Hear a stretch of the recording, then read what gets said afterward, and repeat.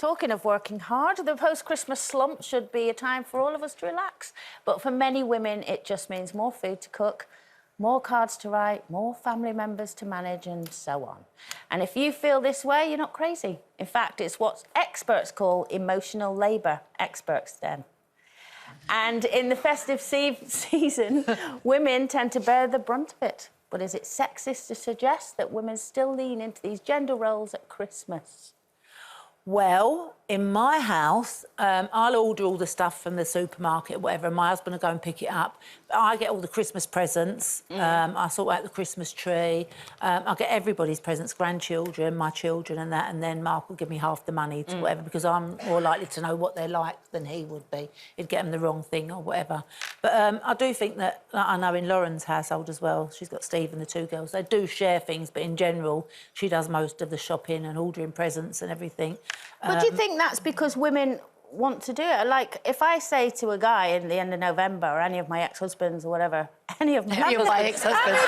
Any of our ex-husbands. I'm working on the third, guys. But if I said to them in November, should we think about doing this? They just look at me. Or if my boys now, who are, like, in their 30s, they're like, Mum, chill out, it's, like, November. But they leave it to, like, the week of Christmas if they could. Yeah, yeah. But as I know, me, Kira, my daughter, my sisters, we're all obsessed with Christmas, so we do it all, and I think it's because I enjoy it. I don't want anyone to help me out. No, yeah. It is sort of gender stereotyping as well. I mean, it's like my gay friends love Christmas, my gay men friends. So we're talking about, in my family, if I didn't do the Christmas presents, they wouldn't get bored. You know, Lincoln, and Christmas comes, and then Lincoln will go, what did we get, Auntie Sue? And I go, we didn't get Auntie Sue anything. Or they come in and then he grabs the present from me and goes, here we go, like that. So that wouldn't get done. As regards cooking, my ex-husband Tim always did the Christmas dinner. Now he does the ham and peas pudding on Christmas Day, because we all have a blended family Christmas. We go out for the actual Christmas Eve dinner. My mum started to do a tradition whereby we have a Christmas dinner on Christmas Eve. It's a Scandinavian tradition, and my mother had never even been to Norway. So we have no idea why it happened, but it suits us, and that's what we did again. I thought you didn't like Christmas. No, I still go to it, Linda. Yeah. Well, do you enjoy it? No, I enjoy the actual time. I just can't bear the run-up, and I can't bear the trying to keep it going afterwards. But yes, I do the most of the present buying, but the men tend to all chip in with the cooking and everything. What about you, Kelly? Well, so in our household, it's all shared. And it's really nice because, like, Jay's really good at cooking turkey and the potatoes, and he's, like, a really good person in the kitchen, and I generally do the presents, but then we share it. So everyone does a bit, and our family is massive.